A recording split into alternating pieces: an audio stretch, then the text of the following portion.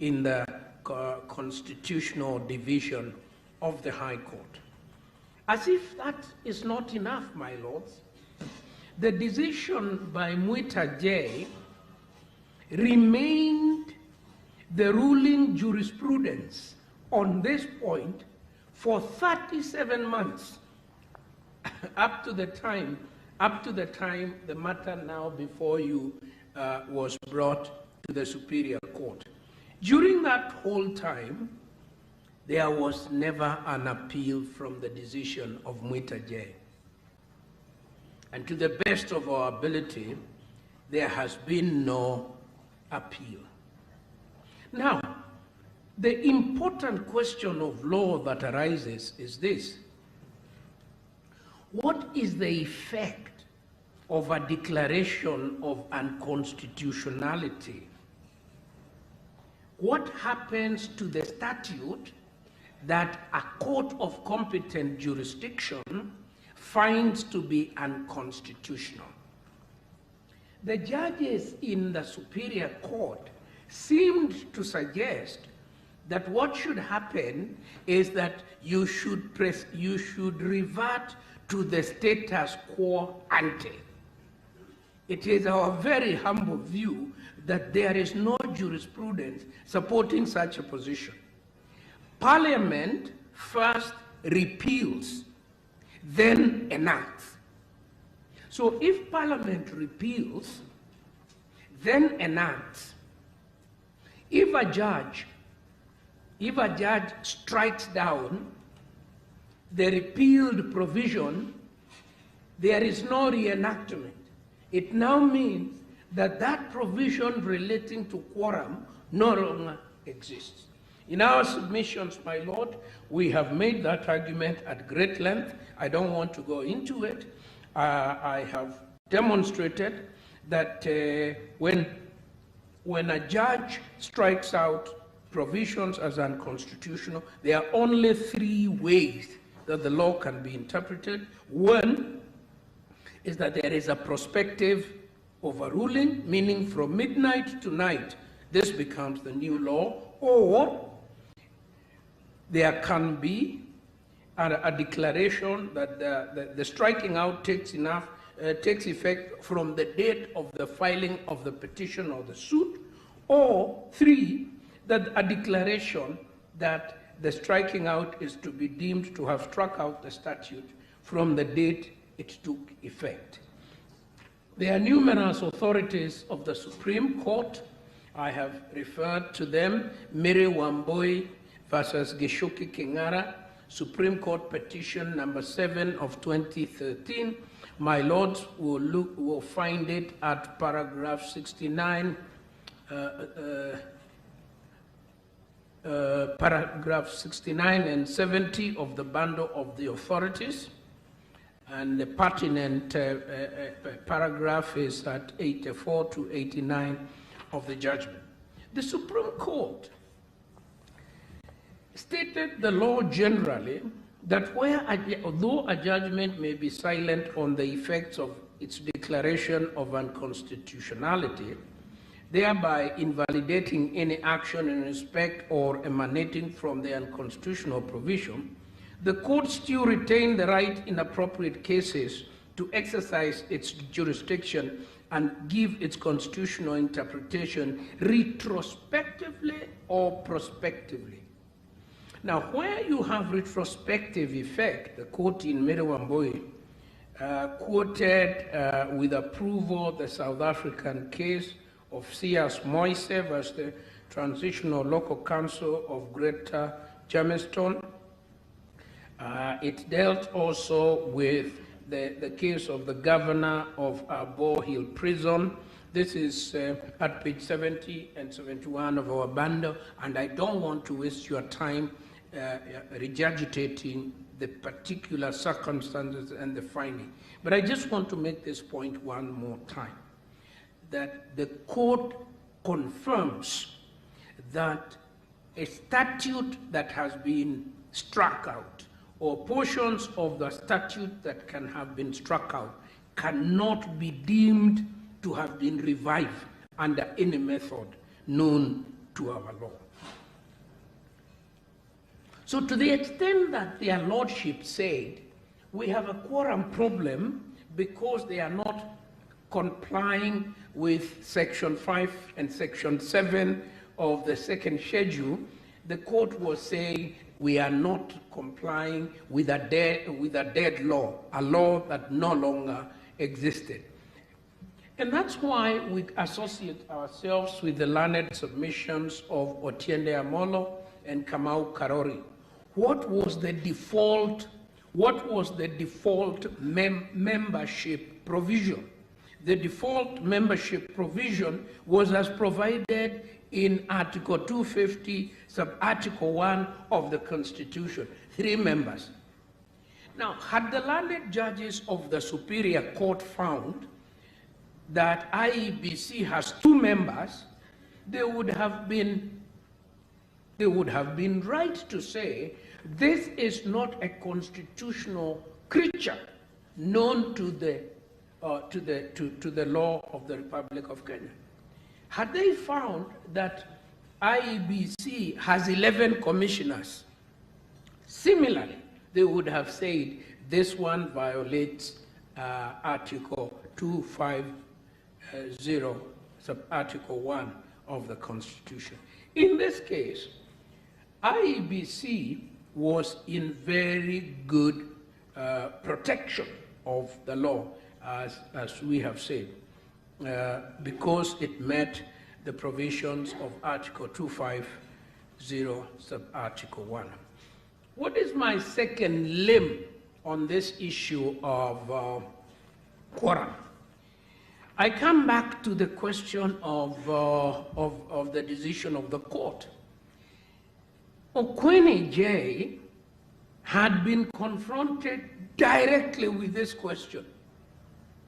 In the case of Isaiah B. Watt versus IEBC and another, Nairobi High Court petition number 212 of 2018, which is authority number 10 in our list, and you will find it at page 240 of our bundle of documents. Two significant issues were before Okwene J. And I would like my lords to look at paragraph 27 of the judgment, her judgment, which is at page 245 of the bundle of the authorities. This is what the gracious judge said. She held that the IEBC Act contemplated that vacancies would arise. Therefore, the mere fact that there was a vacancy did not render the commission unconstitutional. My lords, I want to stop there and draw your attention to Section 7, subsection 3 of the IEBC Act. Because this is the saving provision. It is in the statute of virtually every commission and the articles and memoranda of almost every company. And it states that notwithstanding the existence of a vacancy, in the composition of the commission nonetheless was deemed to be validly composed for purposes of considering its work. The second point that the learned lady judge made, which is very material, is at paragraph 46 of her judgment, which is at page 249 of the bundle of the authorities. She found that the conduct of elections or by-elections is not a matter that arises out of resolutions or decisions of commissioners at meetings of the commission, but are dictated by the operation of law. So it doesn't matter whether you have 5 or 4 or 3, or the work of the commission must continue because the law itself recognizes that the existence of a vacancy is not sufficient. So we submit, my lords. Senior counsel, would you know whether this bench, the attention of the bench was drawn to that decision by Okwani J? Yes. I don't want to use strong language, but the bench ignored several authorities that were brought to their attention on the very specific cases that they were dealing with. And I want to add, Professor, yes. Professor, with regard to this particular decision by Justice Okwani, did the learned judges ignore, or did they say that we have seen it, but we are not bound by it? Well, that's what I'm going to demonstrate in a short time, that indeed they said what my Lord says they did, but I am saying it was not open to them to do that. And I am saying we can create judicial anarchy if courts of law make decisions in rem on matters of public law, and courts of equal jurisdiction, where this is brought to them, ignore that and say, I have a different opinion. In the meantime, this decision in rem has begun to change the manner in which the constitutional institutions operate. And my learned friend, Mr. Gumbo, will be drawing attention to the court to a similar matter taken before Ochieng J in Kisumu. And Ochieng J said, I cannot possibly interrupt this sort of process because the possibility that every court in every part of Kenya could be weighing in on this would create judicial mayhem. We must have a structured way of doing this. The structured way is to allow an appellate process to take place. Now we submit, my Lord, that the effect of the Biwott decision is that there was an authoritative pronouncement by a court of competent jurisdiction as to the appellant's quorum. And the appellant had then proceeded to conduct its business on the basis of that finding by the learned judge. We submit that a declaration by a superior court on an issue in rem alters the status of the subject matter of the declaration. Therefore, such declarations can only be reversed by a court exercising appellate jurisdiction. And I know it is the tradition of this court, and I have been before many courts in which the judge says, my learned brother, my learned sister has pronounced himself on this point.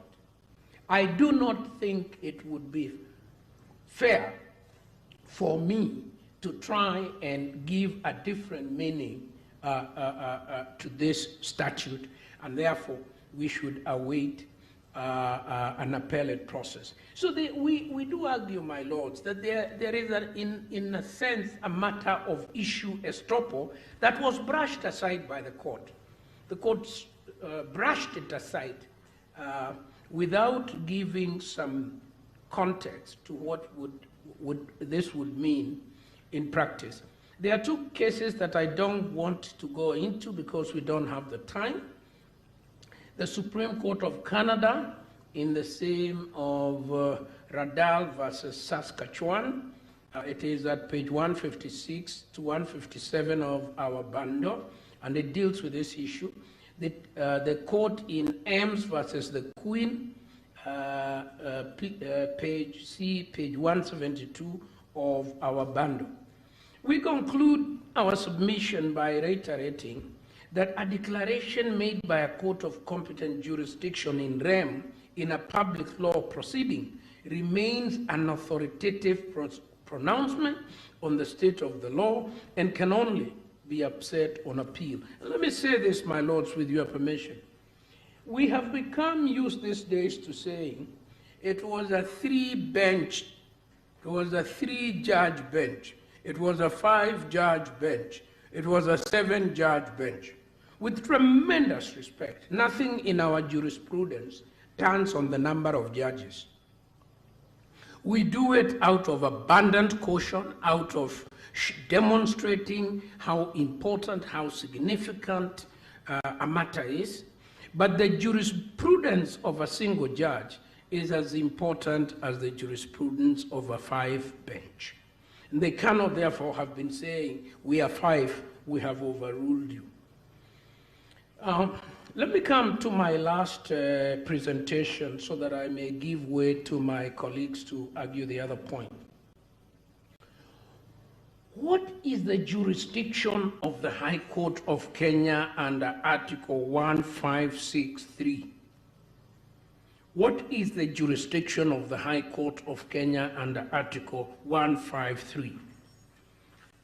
I have submitted before, and I'm happy to submit it again, that there seems this our very well-regarded Constitution, and I must say a bit of my life was put into it over 5 years, and it is praised for many things all over the world, transformative, radical, and so on and so forth. This Constitution of Kenya 2010 does not rewrite the foundations of the law of Kenya, which remain as they have been since 1897.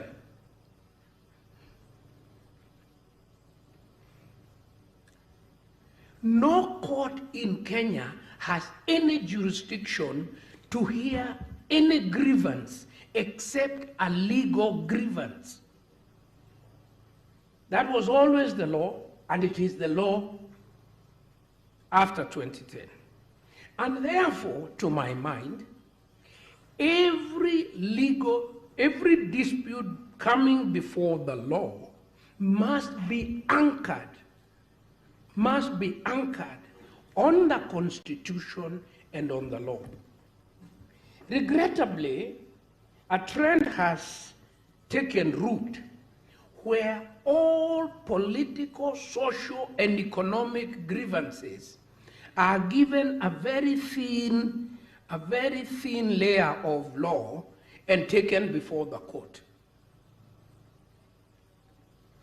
And this has created a situation where, in my very humble view, the court is increasingly called upon to intervene in areas that it neither has the capacity nor the time, and which erodes the dignity of the court, because when the orders finally come out, they do not have the sanctity and certainty of judicial directions by the way of orders in the traditional sense.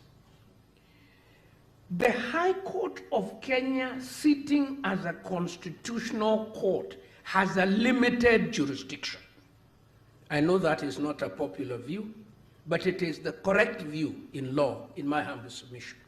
The High Court of Kenya, sitting as a constitutional court, has a limited view. And that view is to entertain constitutional controversies brought to it by parties who have standing before the court and where a clear course of action exists. There is nothing in the Constitution of Kenya 2010 that said you can come to court if you have no nexus with the dispute, if you have no standing, if there is no course of action. You can write a big petition, throw it to the court and say, please help us because we are very annoyed with the action of the chief. That is not the law of Kenya. What then is the law of Kenya? If you look at what the judges in the Superior Court did, 9 out of 10 of what constitutes their order is an opinion. It is an advisory opinion. They say, we have reviewed as scholars and jurists and thinkers about the law, and we find this basic doctrine theory applies to Kenya.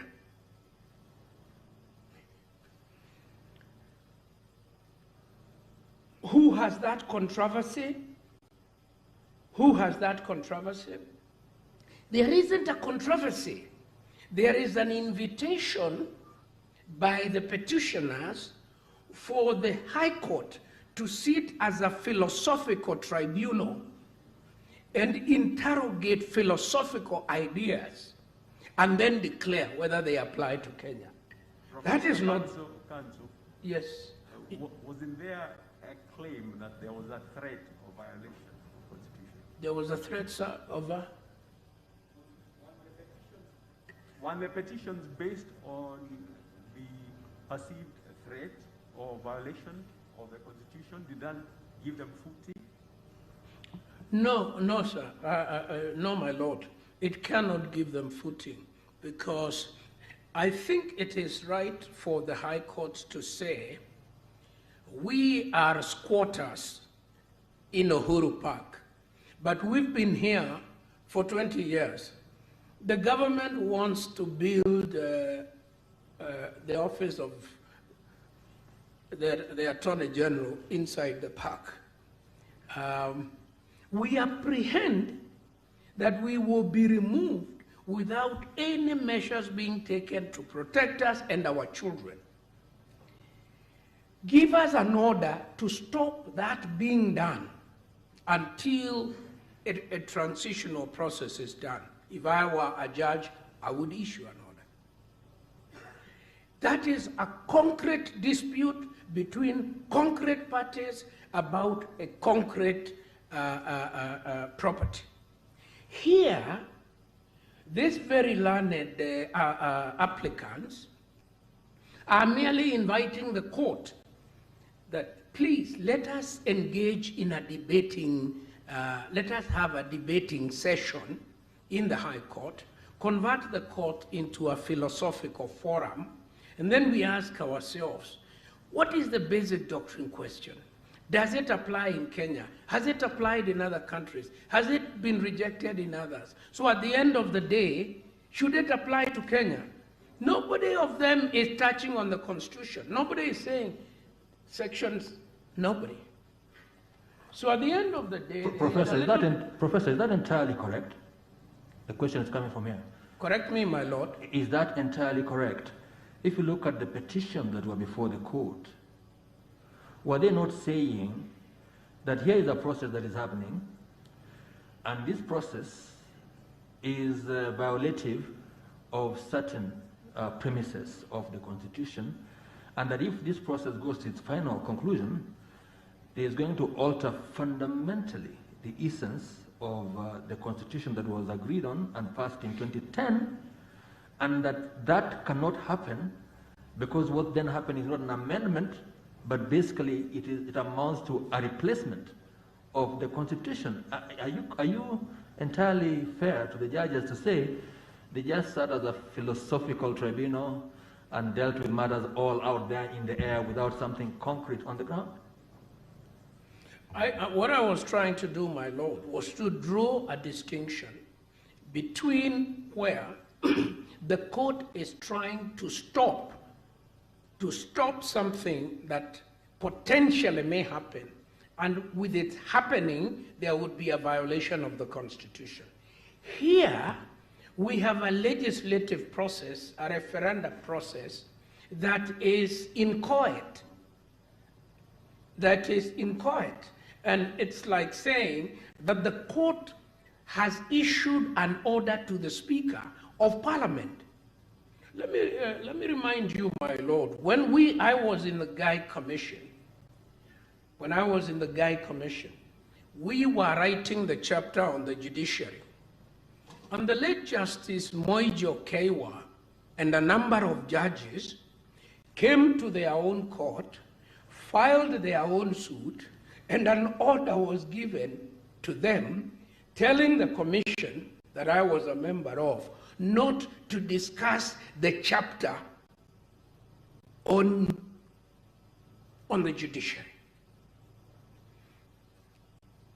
Needless to say, that order was not capable of obedience. It was not capable of obedience, nor was it, in my very humble view, well-founded in law. It was a terrible case of judicial overreach, not to mention a terrible conflict of interest matter. In this matter, and I associate totally with my learned friend James Orengo, with whom I have not argued a matter on the same side for 20 years. So I am quite happy with this recent development. I am quite happy to associate with James Orengo's very, in my very humble view, very well thought out argument that a political process must be permitted to evolve politically. And a judicial intervention commends itself where that process is complete and a legal product exists to which the judges then say, this cannot be allowed to stand. Let me give you an example. One of the proposed changes is to bring in a judicial ombudsman. I personally don't know whether that is good or bad or whatever. But I can possibly see a day, if this referendum was successful, where somebody would come and say, I am attacking only that section, because as it reads now, it is inconsistent with that section, and it undermines that framework. That would be a jurisdiction that I personally would entertain and would say the judges are the best people to speak about that. So, to my very humble view, the judges exercised a jurisdiction that the people of Kenya reserved for the Supreme Court. Only the Supreme Court of Kenya can issue an advisory opinion. The High Court decided to give advisory opinions on hypothetical issues, coached in the language that it did. As a result, it trampled upon the independence of IEBC. And I want to repeat that, my Lord. Independence is not for the judiciary alone. Independence is for every constitutional institution. Parliament is independent, the president is independent, and all these commissions are independent. That is why the Auditor General is independent, and so on. One thing disturbed me in this matter, my Lord, which I may mention before I sit down. It is how the questions were framed. In the old days, my lords will remember, it was usual at the end, at the close of pleadings, for the judge or judges to invite the parties to frame the issues, so that the court would be answering the issues framed by the parties. I was a bit surprised that the issues were framed by the judges, and the manner in which they were framed seems to have tilted the case in a certain direction. And I think Paul Mwangi spoke to the question of how framing the issues in that way allowed the judges to cherry-pick the history of the Constitution and the controversies of the Constitution. And I think that that was not proper. So I want to urge the court to find that this court had a lot of opportunity to exercise avoidance, which is not a dirty jurisprudential word. It is a prudential principle of judicial decision making. Avoidance. The court had an opportunity to find that the issues, the grievances brought to it were not live. They were not ripe. And the doctrine of ripeness, you will be told, is from the old archaic jurisprudence of the common law. No, it is not. It is being used today by the best constitutional courts in the world, because you only have so much judicial time. You cannot convert yourself into a debating society. Above all else, therefore, my Lord, I say that this judgment cannot be allowed to stand. It violates so many fundamental tenets of good constitutional interpretation and management of constitutional conflict, that if it were allowed to stand, it will be the recipe for chaos. As a student of these matters, at the end of reading this judgment, I came to one conclusion, that this judgment is saying the people of Kenya cannot be trusted with their own constitution which they made. And there are parts of it which nobody knows, which will never be amended up to eternity. Now, had we been told what they are, probably one can take comfort, one can sleep better. We were told there are parts of this constitution that you shall never, ever, ever amend, because we can't trust you with them. Especially you politicians, and you, the advisor of politicians, and even the people themselves. Which are they? The court doesn't know. We don't know. The scholars here, amicus scholars, they don't know. It is a very dangerous proposition, and it only invites insurrection. Then people say, if we can't change the constitution, surely we must overthrow it. That is a terrible thought, should never be allowed to take root. Thank you. I'll ask my junior. One last question, Prof. Was it the finding of the judges that certain clauses in the Constitution, provisions, were totally incapable of amendment, or did they say they were not capable of amendment through the constitutive process, but only through the constituent power? Because I've heard that said here, that the judges said cannot under any circumstances be amended or changed. Is that what the judges said? Well, I understood them. I understood. My reading was that if you have an eternity clause, it means exactly that, until the end of time. But by the way, my lord, you help me make another point. Just a moment, please. The eternity clause as a term of art, first of all, is not new. Wasn't used by these judges for the first time. It's been used before, but it has been it has been explained as to what it means. That really, I mean, humanity is not eternal, so there can be no eternity out of the activities of finite beings. But that what it means really is that it's not amendable but by replacement. Isn't that what it means? As opposed to the end of time, or beyond time, because it's eternity? My lord, you help me make another point in answer to your question. Yes. In this judgment, all these terms are conflated as if they mean the same.